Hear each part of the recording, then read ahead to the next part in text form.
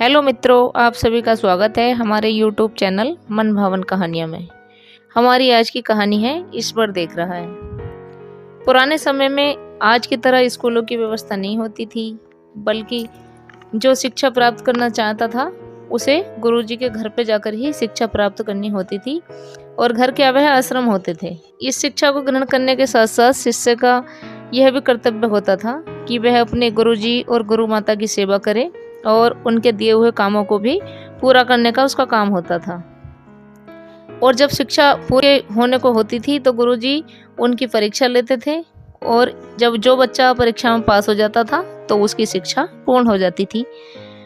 तो ऐसे ही एक गुरुजी के पास में 4 शिष्य शिक्षा ग्रहण करते थे। गुरुजी ने उन चारों शिष्यों को हर प्रकार की शिक्षा दी और फिर एक दिन उनकी परीक्षा लेने की सोची। गुरु ने चारों शिष्यों को अपने पास बुलाकर कहा कि मेरे प्यारे शिष्यों, मेरे पास जो भी कुछ शिक्षा थी वह मैंने तुम सबको सिखा दी।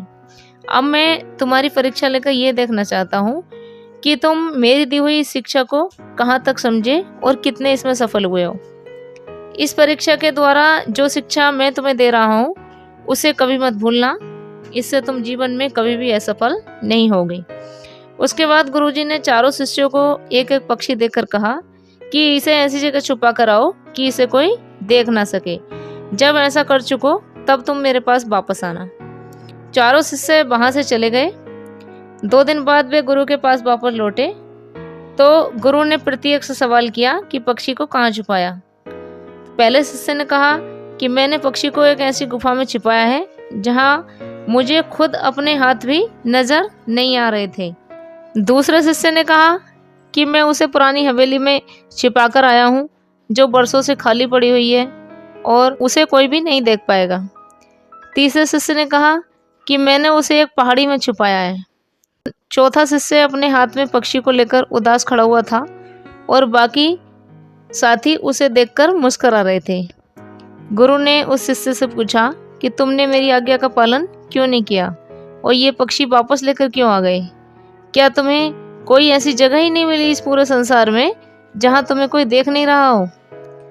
शिष्य ने गुरुजी से उत्तर दिया कि मैं हर जगह गया, पर मुझे बार बार यही ख्याल आता था कि चाहे कोई देखता हो या ना देखता हो, पर ईश्वर तो हर जगह विद्वान है और वह मुझे हर जगह देख रहा है।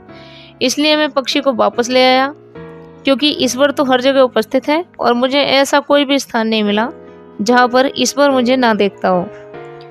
गुरुजी ने शिष्य को आगे बढ़कर गले लगा लिया और सभी शिष्यों से कहा, जीवन का यही सबसे महत्वपूर्ण पाठ मैं तुम्हें परीक्षा के माध्यम से देना चाहता था और तुम सब इसमें असफल हो गए हो और केवल यही एक शिष्य मेरा सफल हुआ है। तो यह बात हमें हमेशा याद रखनी चाहिए कि हम कोई भी कर्म अच्छा करें या बुरा, लेकिन ईश्वर हमें हर जगह देखता है।